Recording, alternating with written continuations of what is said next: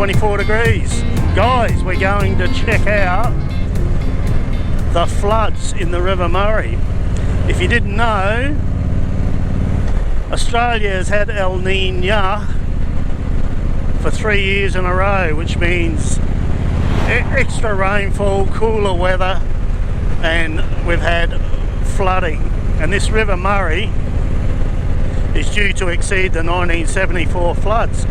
So I'm going to go to Swann Reach and do a vlog, and we'll see how high it really is. We're just going over the River Murray now from BlanchTown. It's over the lock. You can't. We're going to go into BlanchTown afterwards and have a look, but it's definitely high. All the touristy areas where you sit and have lunch are all underwater, and the roof's about the only thing that's showing. So yes, I thought a great opportunity. So Gary, my friend on the breakout, who's behind me, and myself are popping out to Swann Reach as we speak, and we'll have a look at these high water levels.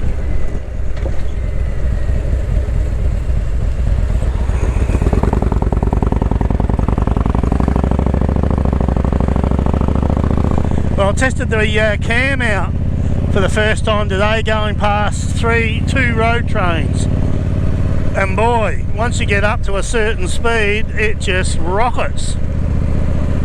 So yeah, I was pretty impressed about that. Bike sounding good.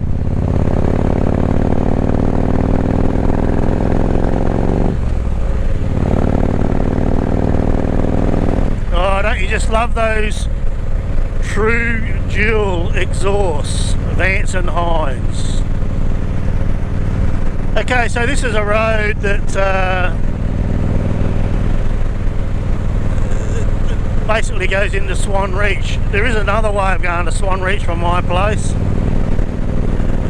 and that is through Anguston, the Barossa Valley.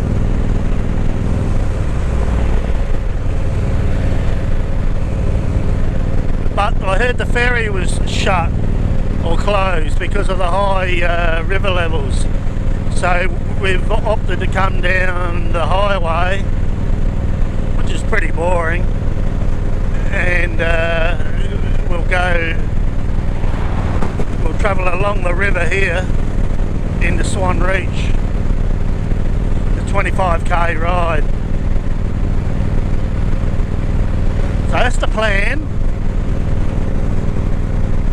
So when we get closer to Swann Reach, the reason I chose to come to Swann Reach is the other day we were at Waikerie up the Riverland, and we called in Swann Reach just for a gecko, and I didn't have any filming gear with me, and it was actually quite high then. So I'm hoping that the road we went down where the shacks were underwater is still open.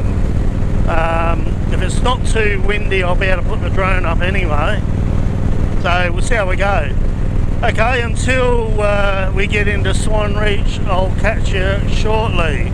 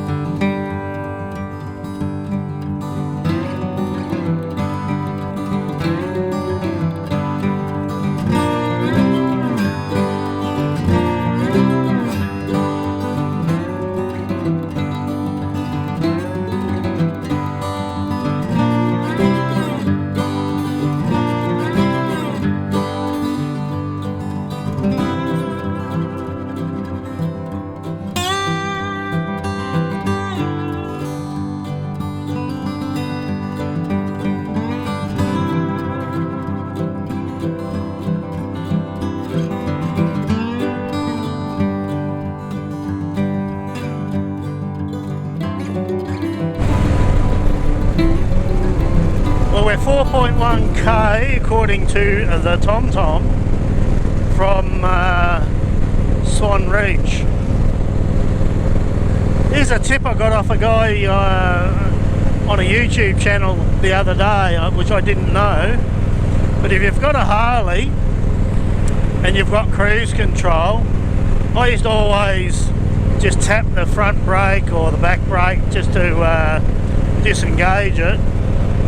I mean, there's numerous ways you can disengage it, but all you got to do, you just roll back on the throttle like you're putting the EITMS on or off, so all the way back on the throttle to that spring-loaded indent, and it cancels out the cruise control, so you don't have to touch brakes or mess around with anything. It's not going to turn your EITMS on or off because you have to actually hold it there for quite a while. So yeah, you just roll it back like this. I'll just roll it back. There you go, it's turned off. I'll reset it again.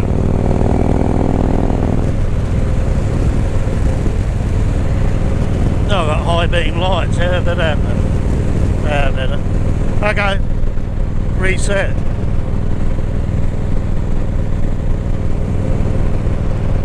Only sitting on 100k. Gary's on the breakout and he's got his open face today, and as you know, the breakouts don't have windscreen, so we're just cruising along and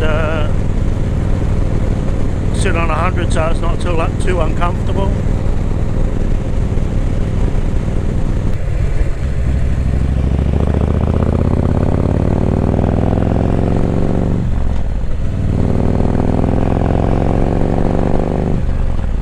Now tell me that doesn't sound good, eh? That's what I missed when I took the Honda up to Darwin. I missed that sound of the Harley. I could listen to that all day. Who needs music?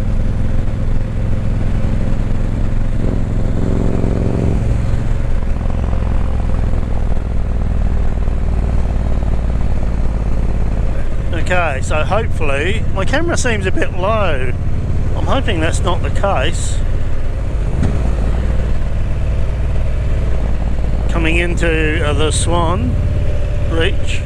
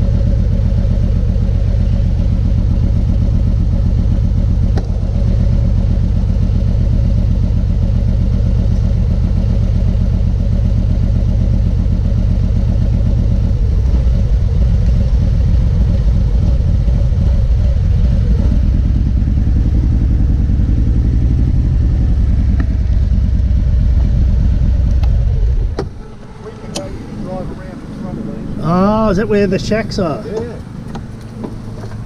The shacks are over that way. Ah. I'm not looking at it. Well, these shacks are underwater at BlanchTown. This road, you could drive down it. Have a look now.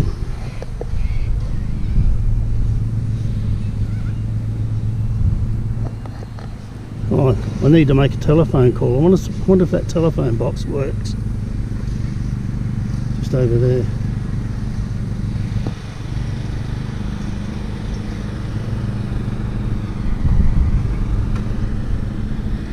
Roses are looking pretty good. The agapanth, this must be his backyard where the agapanthus are. Yeah. Wow, it's amazing. Phone box is really better. Yeah, I was just going to make a phone call, but it might be a bit deep. There's fish jumping out of the water just here. Yeah. It's fin. Oh yeah. Oh, it's a carp.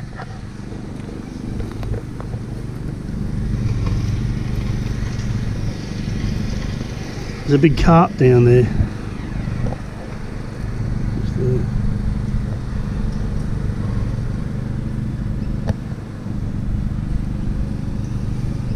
It's a shame. That's a nice looking shack, isn't it? Yeah. You know, that'd probably be worth what, 700,000 along the river. Because these would be the prime. There's another one over there. Yeah. Brand new shed. Yep.